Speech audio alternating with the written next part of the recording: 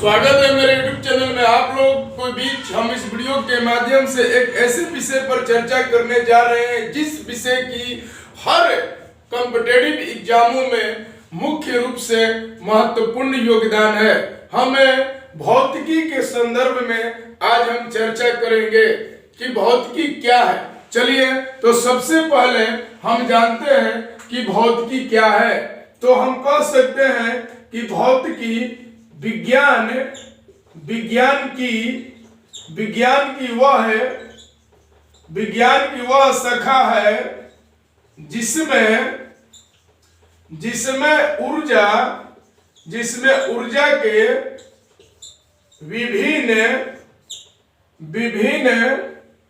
ऊर्जा के विभिन्न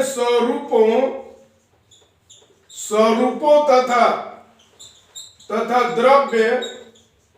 द्रव्य और ऊर्जा के बीच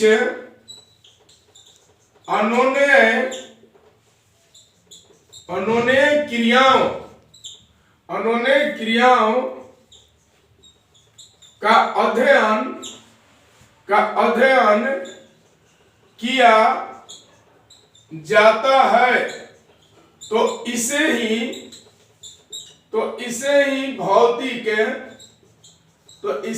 भौतिक विज्ञान कहते हैं। तो इसे ही हम भौतिक विज्ञान कहते हैं। तो इसको याद रखना है। देखिए, कोई भी हम सब्जेक्ट पढ़ते हैं, चाहे जो भी हो, तो सबसे पहले हम उसके बारे में जानते हैं। जैसे कि अभी हम लोग भौतिकी का अध्ययन कर रहे हैं, तो भौतिकी का डिफिनेशन हम लोगों ने जाना। जैसा कि आप बोर्ड पर देख सकते हैं, हमने लिखा भी है कि विज्ञान की वह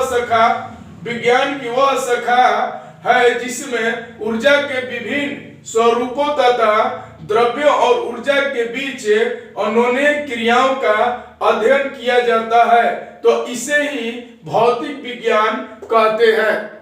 भौतिक विज्ञान को हम एक और तरीके से एक्सप्लेन कर सकते हैं, जो कि लॉर्ड केल्विन के द्वारा यह बताया गया है। लॉर्ड केल्विन के अनुसार जो भौतिक विज्ञान है वह मापन का विज्ञान होता है। लॉर्ड केल्विन के अनुसार जो भौतिक विज्ञान है वह विज्ञान मापन का विज्ञान होता है।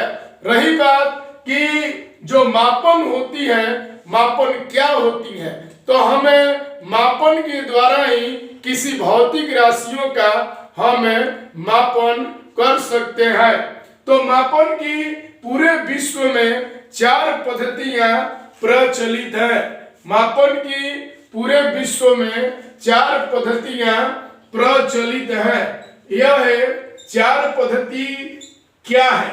यह 4 पद्धति क्या है, हम इसके संदर्भ में जानते हैं। तो सबसे पहले हमें मापन की 4 पद्धतियों में FPS पद्धति के बारे में चर्चा करेंगे। FPS का पूरा नाम होता है फुट पाउंड सेकेंड। FPS का पूरा नाम होता है फुट पाउंड सेकेंड सिस्टम। तो इसमें हम कह सकते हैं कि जो F है, यानी कि फुट जो है, यह है लंबाई का मात्रक होता है। जो फुट है यह लंबाई का मात्रक होता है, और जो पाउंड है यह है पाउंड द्रव्यमान का मात्रक होता है, और जो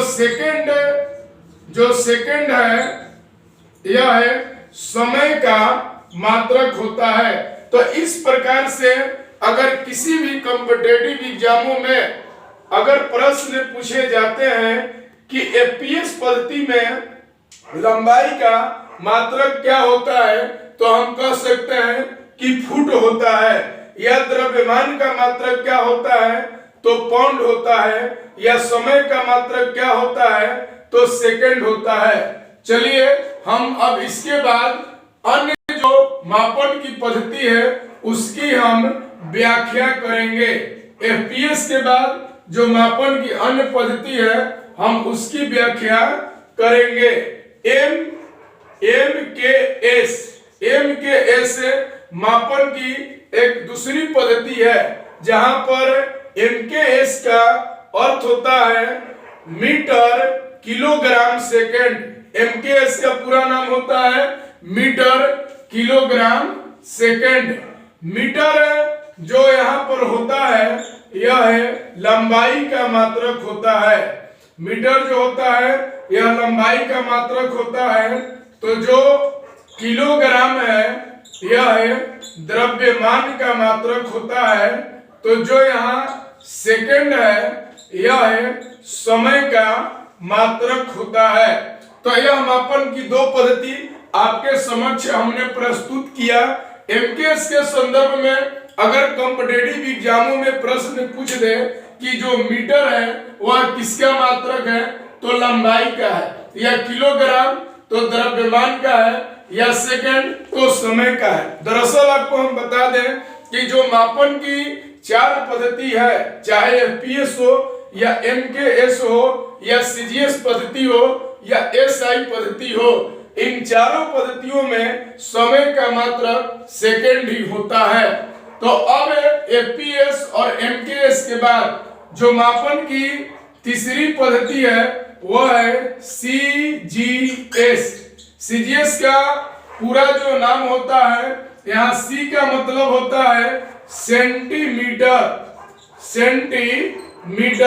सेंटीमीटर जो है यह है लंबाई का मात्रक है।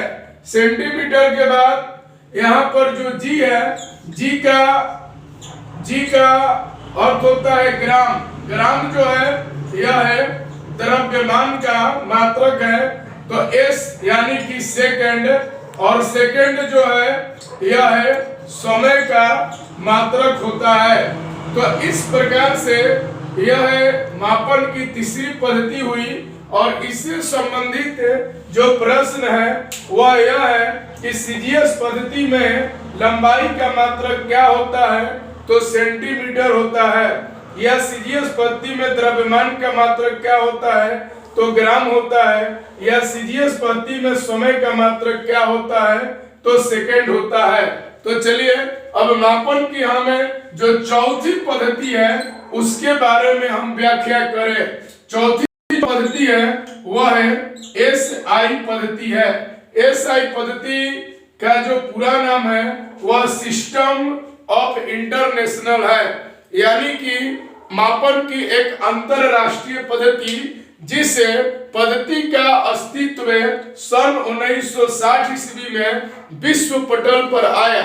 और एसआई पद्धति में आपको हम बता दें कि एसआई पद्धति में जो कुल इकाइयां है, जो मूल जो इकाइयां है वह 7 मूल इकाइयां है, यानी कि 7 भौतिक राशियों के 7 मात्रक हैं। इसके बाद जो एसआई पद्धति है इसमें 2 सहायक इकाइयां होती हैं, तो 20 व्युत्पन्न इकाइयां होती हैं, जिन इकाइयों का जन्म मूल इकाइयों से ही हुआ है।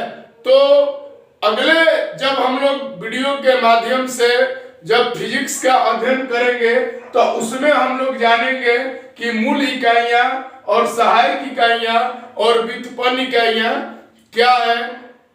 तब तक के लिए